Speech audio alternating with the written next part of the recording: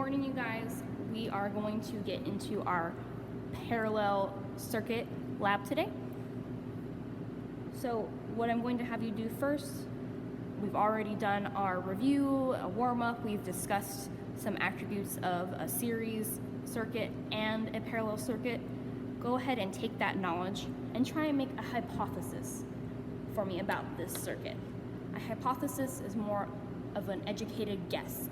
I want you to make an educated guess of what this circuit may be based on how it looks, how the wires are connected. I'll give you about 30 seconds to do this, and then I will check back in with you. So we have a circuit in front of us. We made a hypothesis about it. Now I want you to formulate a second hypothesis for me. I'm going to actually disconnect our load right here, one of our two loads. I'm going to disconnect it right here, and I want you to form a hypothesis on whether you think this disconnection will affect our second load. Will our second load still be able to operate once this is removed, or is it dependent on this load and this lamp will go out because our circuit is broken? I will give you about 30 seconds to formulate that hypothesis, and I'll check back in with you. So, our lamps are on, our circuit is live. I'm going to disconnect right here. And it seems that our second lamp, our second load, was able to still maintain its electric current. Let's double check our hypothesis and remove our load right here and see if our first lamp is still independent as well. See, they're both able to operate even though the other one is off. So that fits the criteria for our parallel circuit. Now let's take a look at the pathway so we can see how it's accomplishing that. So our first pathway is from our AC transformer to lamp 1. See, we can completely bypass lamp 2. Electricity goes through our filament, goes back to our transformer, completing our circuits. Now, for our second pathway, we go from our transformer to our switch, completely bypass lamp 1 because we have it joined here. They're double decked on each other. So it's able to bypass it, and electricity is able to go through and go back to our transformer. And when they're both connected, both lamps are able to be on at the same time. I will go ahead and get our second circuit ready for you. So this is circuit number 2. Go ahead, take a look at it, and make your second hypothesis. What type of circuit do we think this is based off of what we observe, how our pathway is formed? I'll go ahead and check back in with you in 30 seconds. So now that we have formed our hypothesis about what type of circuit we might think it is, let's form a hypothesis on what we think will happen when I disconnect load 1 again. Do we think that our loads will be dependent on each other or independent? Meaning, will lamp 2 still be able to function with lamp 1 out of the circuit? I will give you 30 seconds to formulate an answer, and I will check back in with you guys.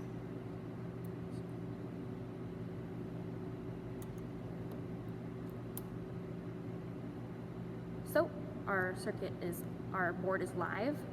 It might be really hard to see, especially through the camera, but these lamps are actually on. The filament is shining a little bit. It's yellow in there if you are able to see deep in there. This is a great example of resistance, the electricity having to travel a greater path, work harder to travel. So we made a hypothesis based off of what we see So what do we think will happen when we disconnect the load? I'll check back in with you in 30 seconds. All right, so I'm going to disconnect the load right here, see what happens. So, in case you didn't see, both lamps actually went out. Let's test it in lamp 2.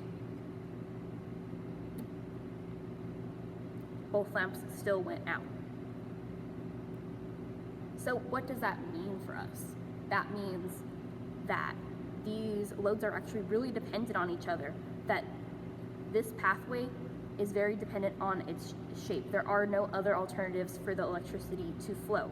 So what this pathway would look like is from our transformer to our switch, out the switch to lamp 1, down to lamp 2, and then back to our transformer.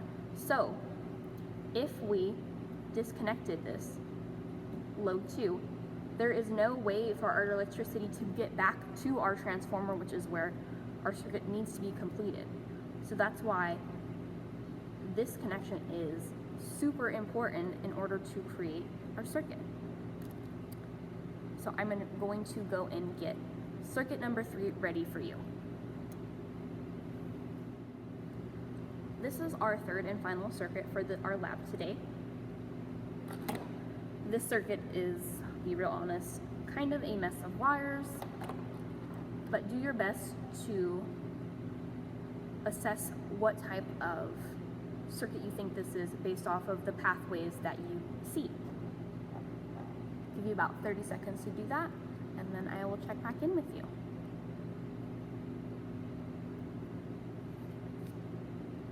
So we have an idea of what our circuit may be.